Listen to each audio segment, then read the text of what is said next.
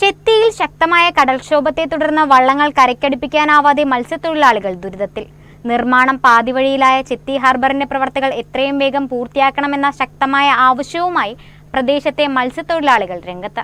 ചെത്തിത്തീരത്ത് കടൽക്ഷോഭം രൂക്ഷമായതോടെ മത്സ്യത്തൊഴിലാളികളുടെ ദുരന്തം ഇരട്ടിയാകുകയാണ്. വള്ളങ്ങൾ കരയിലേക്ക് കയറ്റാൻ പോലുമാകാത്ത അവസ്ഥയിലാണ് മത്സ്യത്തൊഴിലാളികൾ.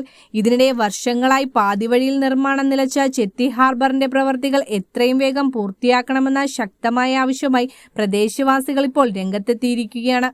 നിരോധനം ഏർപ്പെടുത്തുക എന്നുള്ളതും മത്സ്യത്തിന് വില കൂടി എന്നുള്ള വാസ്തവം തന്നെയാണ്. എന്നാൽ ഞാൻ ചെത്തി കടപ്പുറത്തുനിന്ന് സംസാരിക്കാൻ ഇവിടെ ഇതുവരെ ഒരു മെച്ചമായ ഒരു പണി ഉണ്ടായിട്ടില്ല. പല വള്ളങ്ങളും പോയിട്ട് 1-2 വള്ളങ്ങൾക്ക് മാത്രമേ മത്സ്യം കിട്ടിയിട്ടുള്ളൂ. അതും വളരെ എണ്ണക്കടവും ബുദ്ധിമുട്ടും കഷ്ടപ്പാടിലും ഒക്കെയാണ് മുമ്പോട്ട് പോകുന്നത്.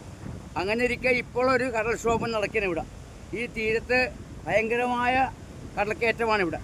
വള്ളങ്ങളെല്ലാം കിഴക്കോട്ട് പിടിച്ച് വെക്കുമ്പോൾ സ്ഥലമില്ലാത്ത വണ്ണം ആയിരിക്കുകയാണ്. ഇത് അധികാരികൾ ഇത് കണ്ണു തുറക്കണം. ഈ മാരാരിക്കുളം വടക്ക് പഞ്ചായത്ത് 1-ാം വാർഡിലാണ് ഞാൻ സംസാരിക്കുന്നത്. ഇവിടെ ഒരു ഹാർബർ പണിത് വരുന്നവയാണ്.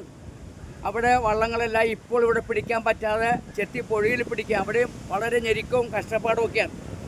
10 വള്ളത്തിൽ 1 വള്ളത്തിന് മാത്രമേ എന്തെങ്കിലും കിട്ടുകയുള്ളൂ. ബാക്കി 9 പേരും കടത്തിലാണ്. അതുകൊണ്ട് തീരദേശം വലിയ പട്ടിണിയിലും വറുതിയിലുമാണ്. പല വഞ്ചികൾ എണ്ണക്കടത്തിലാണ്. അധികാരികൾ ഈ സമയത്ത് ഇതിൻ്റെ പേരിലൊരു കണ്ണ് തുറക്കണം.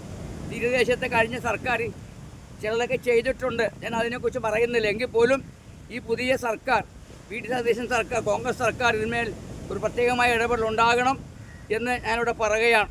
കടൽക്ഷോഭം ഉണ്ടാകുമ്പോൾ കടലിൽ പണിക്ക് പോരുന്ന മത്സ്യത്തൊഴിലാളിക്ക് മുന്നറിയിപ്പ് വന്നു കഴിഞ്ഞാൽ പോയി കഴിഞ്ഞാൽ യാതൊരുവിധ സഹായവും സർക്കാരിൻ്റെ ഭാഗത്തുനിന്നും ഉണ്ടാകില്ല.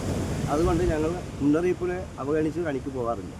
പണിക്ക് പോകാത്ത സമയങ്ങളിൽ മുൻ സർക്കാർ വന്നിരുന്നത് പോലെ ഈ സർക്കാരും കൂടുതൽ തുക തരുമെന്നുള്ളതാണ് ഞങ്ങളുടെ പ്രതീക്ഷ. പണിക്ക് പോകാത്ത ദിവസങ്ങളിൽ മത്സ്യത്തൊഴിലാളിക്ക് മിനിമം വേതനം നൽകുമെന്ന് ബഡ്ജറ്റിൽ പറഞ്ഞിട്ടുമുണ്ട്. അത് എത്രയും പെട്ടെന്ന് ഞങ്ങൾക്ക് കിട്ടുമെന്ന് ഞങ്ങൾ പ്രതീക്ഷിക്കുന്നു.